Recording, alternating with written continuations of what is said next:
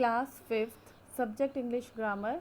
अपनी book copy pencil अपने साथ रखिए आप, और इसमें देखिए हम लोग क्या पढ़ रहे थे। हम लोग पढ़ रहे थे पेज नंबर 18, जो कि है आपका प्रोनाउंस। प्रोनाउंस वो वर्ड्स होते हैं जो नाउन की जगह पे यूज़ किए जाते हैं। तो इसमें हम पढ़ चुके हैं पेज नंबर 18 में जो नंबर्स थे वो हमने पढ़ लिए। जेंडर हमने पढ़ लिए, 4 types of gender, feminine, masculine, neutral and common gender हमने पढ़ लिया। फिर पेज नंबर 20 का हमने एक एक्सरसाइज की थी, वो है पार्ट बी जो था।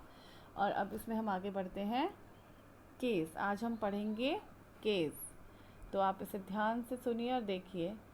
Page number 20, look at the sentences, you will find some of the pronouns italicised. Italicise मतलब इटैलिक्स जिसे बोलते हैं। इटैलिक्स होता है जिसको कि जैसे आप कंप्यूटर में भी देखते होंगे, जो लोग कंप्यूटर में टाइपिंग करते हैं तो उसमें इटैलिक्स वर्ड आते हैं, जैसे कि थोड़ा सा जैसे स्लाइटली थोड़े से जो टेढ़े में लिखे होते हैं वो इटैलिक्स कहलाते हैं। तो यहाँ पे भी आपको कुछ सेंटेंस दिए हैं जिसमें कि एक वर्ड जो है वो इटैलिक्स लिखा हुआ है, टेढ़ा लिखा है, जो अलग से दिखाई देता है। जैसे कि फर्स्ट वर्ड देख रहे हैं आप, आई नो डॉक्टर बोस। तो इसमें कौन सा वर्ड है इटैलिक्स? वो है आई। नेक्स्ट है आपका वी नो डॉक्टर बोस। तो इसमें कौन सा लिखा है इटैलिक्स? वो है आपका वी। नेक्स्ट है आपका डॉक्टर बोस नोज मी। तो उसमें है आपका इटैलिक्स तो मी है। और फिर है डॉक्टर बोस नोज अस। डॉक्टर बोस हमें जानते हैं, अस जो है आपका इटैलिक्स लिखा है। फिर है आपका the car he is driving is mine. Mine italics है। The car he is driving is ours. Ours जो है वो इटैलिक्स लिखा हुआ है। तो आपने इस पर ध्यान देना है जो इटैलिक्स में लिखा गया है। अब आपको नीचे से समझाते हैं। The italicized pronouns in the sentences above refer to the person speaking. इसमें जहाँ जहाँ पे ये वर्ड आए हैं इटैलिक्स, उनका मतलब क्या है? उनका मतलब है the italicized pronouns in the sentences above refer to the person speaking. ये जो इटैलिक्स वर्ड आया है ये उस पर्सन के लिए है जो बोल रहा है, स्पीक कर रहा है जो पर्सन, ये उसके बारे में ही यहाँ पे यूज़ किया गया है। They are said to be in the first person. जो भी चाहे वो आप खुद से ही इस बात को माने, जो बात करता है, जो स्पीक कर रहा है, वो पर्सन क्या कहलाता है? वो फर्स्ट पर्सन कहलाता है, क्योंकि वो क्या, उस बात किसके ज़रिए स्टार्ट हो रही है? उस पर्सन के थ्रू बात स्टार्ट हो रही है, तो वो फर्स्ट पर्सन कहलाता है। When the first person speaks as a subject, when the first person speaks as a subject, जो first person है, जो बात कर रहा है, वो as a subject बात करता है, तो it is I in singular. तो उसमें जो आई यूज़ किया जाता है, जो आई की फॉर्म आती है, वो सिंगुलर फॉर्म में आई यूज़ किया जाता है। एंड वी इन प्लूरल, और जो वी की फॉर्म होती है वो प्लूरल होती है। Then it is said to be the nominative case. तो ये जो ये केस, हम केस के बारे में पढ़ रहे हैं, तो जो आई इन सिंगुलर फॉर्म में यूज़ किया जाता है और वी प्लूरल में आता है, तो फर्स्ट पर्सन इसमें क्या कहलाता है? तो वो आते हैं नॉमिनेटिव केस में। नॉमिनेटिव केस कहलाता है। एग्जाम्पल देख लीजिए। आई मीन्स आपको पता है मैं, वी मीन्स हम, ठीक है।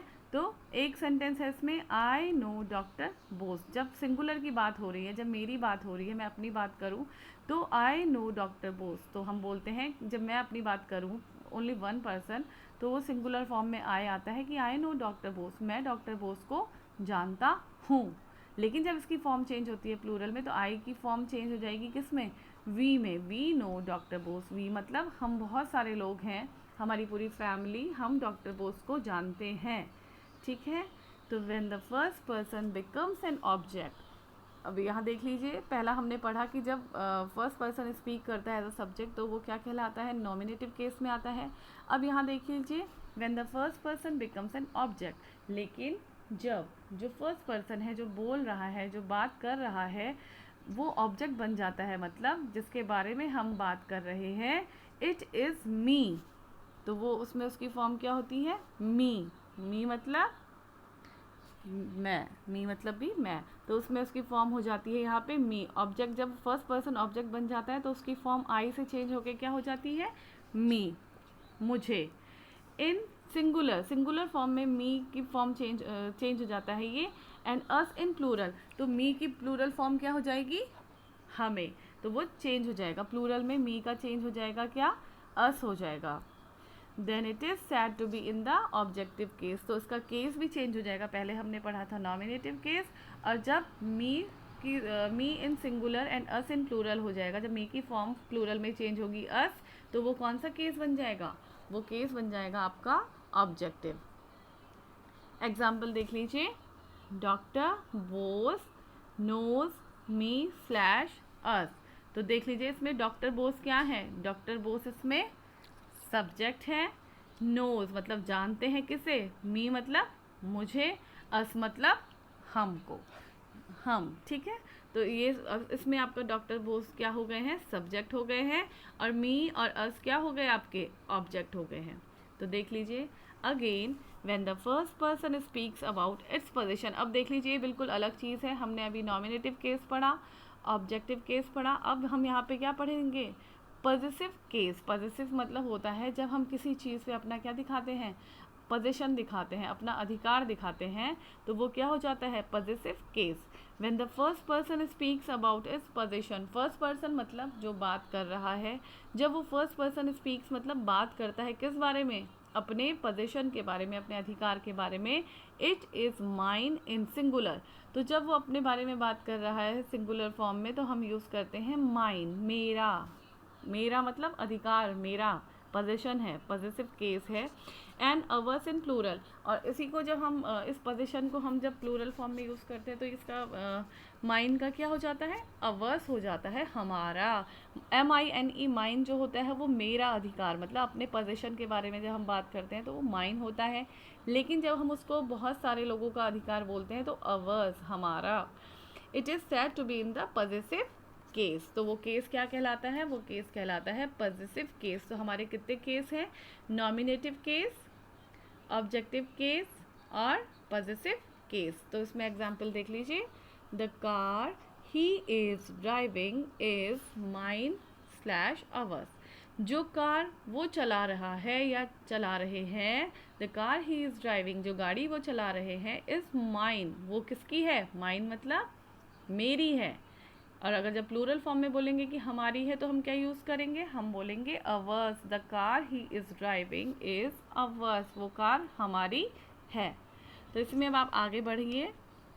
इसे आपको बहुत अच्छे तरीके से समझना होगा, क्योंकि ये थोड़ा इसमें ज़्यादा आपको पढ़ने की ज़रूरत है, क्योंकि इसमें थोड़ा आपको ज़्यादा समझना पड़ेगा। पेज नंबर 21 पे आइए।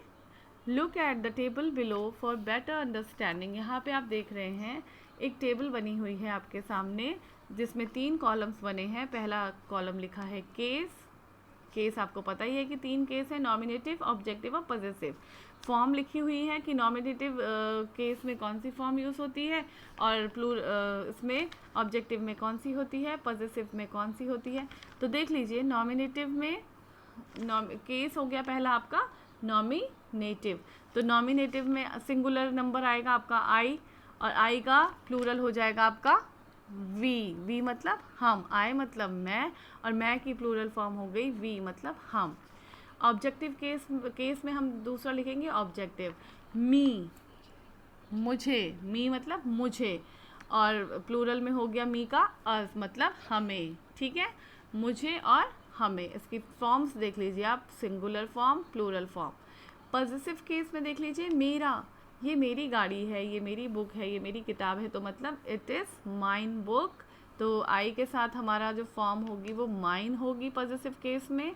और जब हम बोलेंगे ये हमारा है, it is our house, it is ours, it is ours school, it is ours car.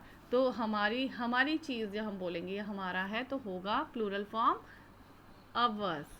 तो ये टेबल इसलिए दी गई है ताकि आप इसको और अच्छी तरीके से समझ सकें, ठीक है। ये दूसरी टेबल देख लीजिए आप। Now look at the pronounce highlighted. अब प्रोनाउंस को जहाँ जहाँ पे हाईलाइट किया वो आपको समझाया गया है। फिर हमने केस लिखा, सिंगुलर नंबर, प्लूरल नंबर। हम फिर केस के नीचे नंबरिंग करेंगे, नॉमिनेटिव, ऑब्जेक्टिव और पॉजिटिव। सिंगुलर नंबर में हम लिख रहे हैं you are lying Gina. Lying मतलब होता है झूठ बोलना, तो सिंगुलर में यू आर लाइंग जीना।